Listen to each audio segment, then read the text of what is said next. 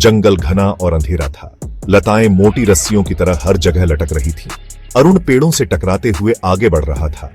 वो खो गया था, बिल्कुल अकेला। अरुण घंटों से चल रहा था।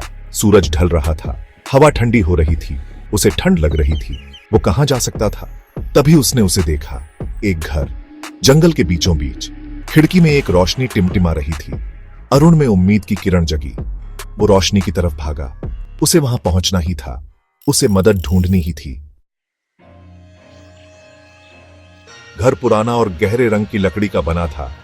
रंग उखड़ रहा था, खिड़कियां खाली आंखों की तरह थीं। अरुण झिझका, कुछ गलत लग रहा था। उसने दरवाजा खटखटाया। आवाज सन्नाटे में गूंज गई। किसी ने जवाब नहीं दिया। उसने दरवाजा ढकेला। घर के अंदर अंधेरा और धूल थी। जाले छत से लटक रहे थे। हवा भारी और स्थिर थी।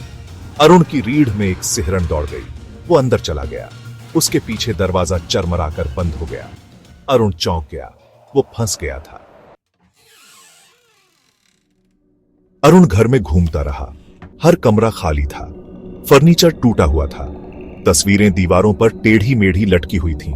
उसने एक आवाज सुनी, एक फुसफुसाहट। वो सुनने के लिए रुक गया। क्या कोई था वहां? उसने एक कदम आगे बढ़ाया। उसके पैरों के नीचे फर्श की लकड़ी चरमरा गई। घर में ठंडी हवा चली, जिससे चिमनी में लगी आग नाचने और टिमटिमाने लगी। अरुण को किसी की मौजूदगी का एहसास हुआ। कोई या कुछ उसे देख रहा था। वो जल्दी से मुड़ा, लेकिन वहां कुछ भी नहीं था, बस साए या थे।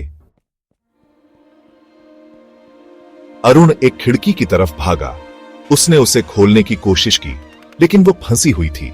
उसने खींचा और खींचा, उसे बाहर निकलना था। वो कमरे की तरफ वापस मुड़ा और ठिठक गया। कमरे के बीच में एक आकृति थी। वो लंबी और परछाई जैसी थी। ऐसा लग रहा था जैसे वो जमीन से ऊपर तैर रही हो। अरुण पीछे हटा। वो लड़खड़ाया और गिर गया। उसने आकृति की तरफ देखा।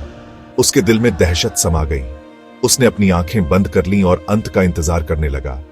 जब कुछ नहीं हुआ तो उसने अपनी आंखें खोली। आकृति गायब थी। वो अकेला था। उसने सब कुछ कल्पना की थी। वो उठा और चारों ओर देखा। उसे राहत मिली। वो सुरक्षित था। लेकिन तभी उसने उसे देखा। धूल भरे फर्श पर एक संदेश लिखा था। उस पर लिखा था, यह घर भूतिया नहीं है, यह भूखा है।